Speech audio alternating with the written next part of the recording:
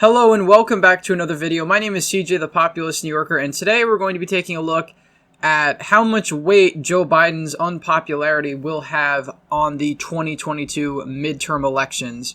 So as of right now, Joe Biden is not popular with the American public. He's not as unpopular as Trump was with the American public at this point in his presidency, but he's at 49% disapproval to 45% approval. And that's according to FiveThirtyEight, which tends to skew more to the left. It might be an even greater amount than that. But really, midterms all come down to the incumbent, and it's really a referendum on how the American public thinks the incumbent president is doing. And right now, the American public does not approve of the incumbent president. Now, if we take a look at Civics, which has the President Biden's job approval number, this is a bit different because Joe Biden's always been in the negative for his job approval, at least since May or so. But it's continued. It's staying stagnant at 50-42, which is not really a good number you want to be as an incumbent. Now, again, I'll preface this by saying we still have over a year until the 2022 midterms, but it seems like the period that a lot of the pundits call the honeymoon period of Joe Biden's presidency, where he's, relatively popular. It's when a president, is first in office for like 100 days or so. The voters kind of give them a chance.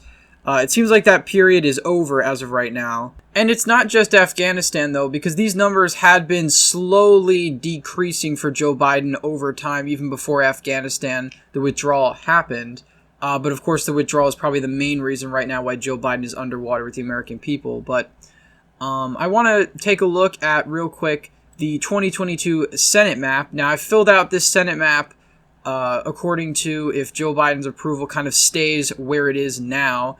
And this would be a pretty awful result for the Democrats in 2022. Now, again, New Hampshire is the way it is, and that's if Sununu ends up running. If Sununu doesn't end up running, we'd probably see lean Democratic, because I don't really see a strong Republican challenger besides Chris Sununu. But nonetheless, we would see states, possibly like even Arizona, where Mark Kelly is fairly popular. That could change in the next year or so. States like Nevada with Cortez Masto flipping, Georgia, and Republicans holding on to Pennsylvania and Wisconsin. It's not out of the realm of the possibility. And many people think that Republicans can't take the Senate in 2022, because Democrats didn't take it in 2018 and Republicans didn't take it in 2010. So people always think, well, because of that precedent, that's just going to continue. And I don't really think that's necessarily true. We saw in 1994 the Republican Revolution, in which Republicans not only took the House, but they took the Senate away from Bill Clinton during his first term. It's very likely, at this rate, if Biden continues to go down in approval, that Republicans will take a number of Senate seats back. They'll probably take Georgia back. Georgia was one of the closest Senate seats in the 2022 election. They'll take back Arizona even, and that's probably the furthest out of reach for them right now, since Mark Kelly is fairly popular. I don't really know Warnock's favorability as of right now, but a lot of times it doesn't even come down to that. It comes to the partisan weight of the state itself and how it tends to vote normally in elections. So this is just the Senate map that we're looking at with Democrats right now. Let's just give them the benefit of the doubt and say that Sununu doesn't run, they hold on to New Hampshire. These results in other states aren't really too good. Nevada, and Cortez Masto hasn't been doing too great because she runs behind Steve Sisolak, which is the governor of Nevada. And if that's the case, then she's in a lot of trouble because even Sisolak is mediocre at best when it comes to approval. And when you have Republican enthusiasm as high as it will be in 2022, if this, disapproval of Joe Biden keeps up, then it's really going to be a disaster for Democrats going into the midterms. Now, something I think, is very possible. Joe Biden could fix his approval rating by the midterms. He could be in a strong position, but it's not really common for presidents to be in a good, powerful position during the midterms unless you have, a sort of national tragedy where a leader steps up to the plate like we saw with 9/11 with George W. Bush. That approval carried on into 2001 and was high enough for Republicans to keep the House and keep the Senate. But with Joe Biden, I think it's very unlikely that we're going to see that happen, especially given how more polarized the country is today and how Trump voters and Republicans are already energized to flip back Congress anyway. this doesn't really help that, independent voters and Democrats might be turned off by voting in 2022. Now I want to take a look at the gubernatorial elections for 2022, and the way it's shaping up right now, Joe Biden and the Democrats are in a lot of trouble if this disapproval of Joe Biden keeps up, particularly in states that are very blue states where Democratic incumbents are doing poorly, like in the state of New Mexico with Michelle Lujan Grisham. Her disapproval rating is up pretty high for a state that voted for Joe Biden in 2020 by 11 points. She's doing pretty poorly coming into the midterm elections. And if things don't change around, she's potentially vulnerable, but I think more likely we're going to see a very close race, a race that could be, between 3 to 5 points even, which for New Mexico is very close, but it's not unheard of. If we take a look at the Senate race out of New Mexico, we only saw Ben Ray Lujan win over Mark Ronchetti by around 6 points. So we could easily see a margin like that even closer. And again, this was the same year that Democrats won New Mexico by 11 points. It's very possible that she could be vulnerable. Perhaps maybe in Illinois we could get a likely margin race, possibly. But at this rate, this is very bad news for Democrats going into the governor's level. And, controlling governorships is very important for any party to be able to pass legislation, both statewide and impact federal legislation. We've seen multiple times, whether it's Obama in office with Obamacare, whether it's Trump in office with his immigration policy, you could see a number of states and their attorney generals sue the federal government. And, if Republicans have that number, they certainly have a huge leeway when it comes to this. Midterms really come down to turnout, which party's base is turning out. And if Republicans are the party turning out, we very well could see results like this. We could see a flip back in Wisconsin, which I think is actually likely, even in a scenario where Joe Biden is mediocre. That's my normal prediction. I think Wisconsin is likely to flip. I think most of the reason is because the legislature in Wisconsin has done a good job of obstructing Evers's agenda, Evers' policies, and I think that's going to hurt him because he's going to be seen as a very ineffective governor in the state of Wisconsin. And Wisconsin was one of the closest states back in 2020. We're talking about a state that only went to President Biden by 0.6%. This is a very, very small margin, and it's very likely to swing the other way, especially in a year where Republicans have the energy. And we could just look at 2018 too. If we take a look at the governor's race in the state of Wisconsin, Tony Evers, again, he was up against an incumbent, but it was a 1.1% margin of victory. Now, it was against an incumbent, Scott Walker, who many people didn't actually think was going to lose, even though the polls said he was going to lose. But it ended up being a pretty big upset. And I think that Evers probably won't have that luck. Again, this is a Democratic +8 environment we're talking about in 2018. Higher Democratic turnout than Republican turnout because Democrats were energized to put a check on the Trump presidency. But Wisconsin was one of those really close states. It's a state that's very likely to flip.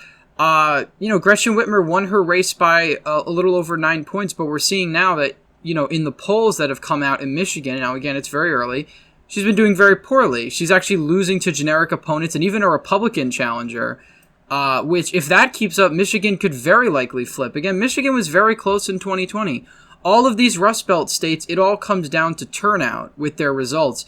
Even if Gretchen Whitmer won by 9 points in 2018, she could still lose in 2022. It's very likely that she can lose. And the more Biden's approval continues to drag through the mud, the more the other Democrats across the states are going to be dragged down with him.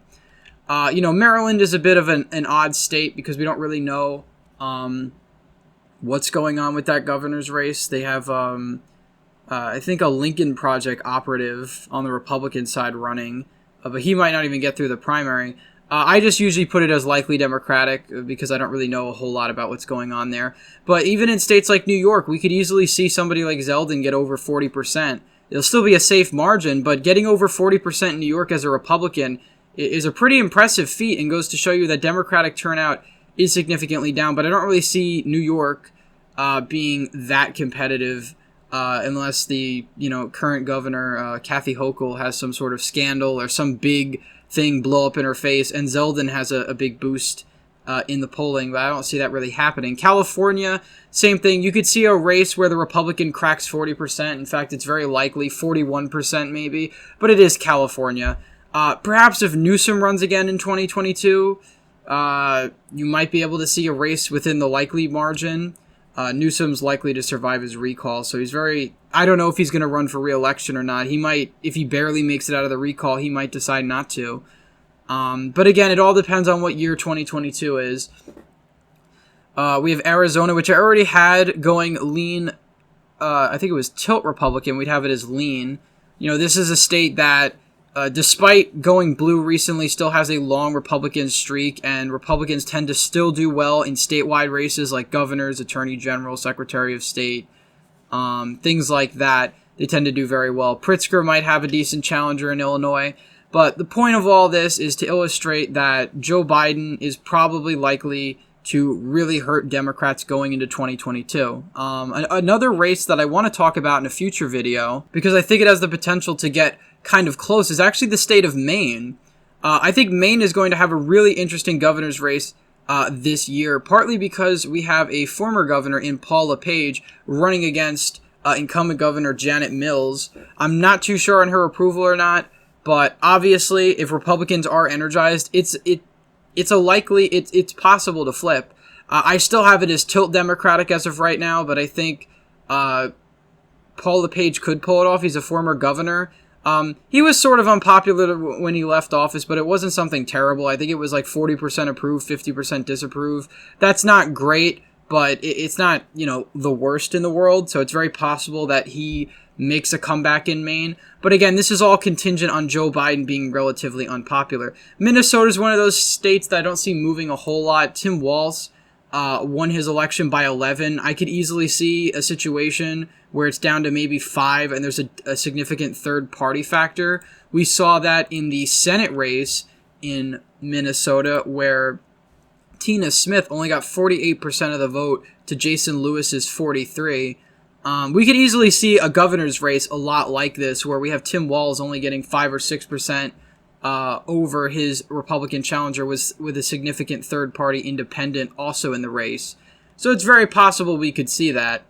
But overall, Joe Biden's approval is definitely going to hurt the Democrats down ballot. And we could even see the effects as early as 2021, this November, with New Jersey and Virginia, which I might talk about those states in separate videos. Obviously, if New Jersey starts to shape up to be more competitive, I will make more videos on it as we go on. But Virginia, certainly a few more videos because there's a lot going on in that race. And really, that is the race to watch in 2021. It's not the recall, and it's not even New Jersey. It's Virginia, because if Virginia is really close or even flips to the Republicans, that's, really bad news for Democrats, because Virginia is a state that voted for Joe Biden by 10 points. It's a likely Democratic state now.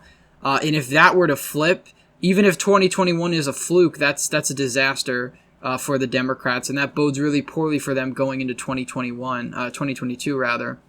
One more thing I want to address in this video before we wrap up here is, again, the notion that Democrats are going to hold the Senate because Republicans held it in 2018, Democrats held it in 2010, and I think that's a ridiculous statement. I think that's kind of ridiculous to have that mindset, because if we look at the Senate race in 2018, we're looking at a very different set of states than we were looking at in 2022. In 2022, for the Senate races, these are the states we're looking at in 2022 compared to 2018.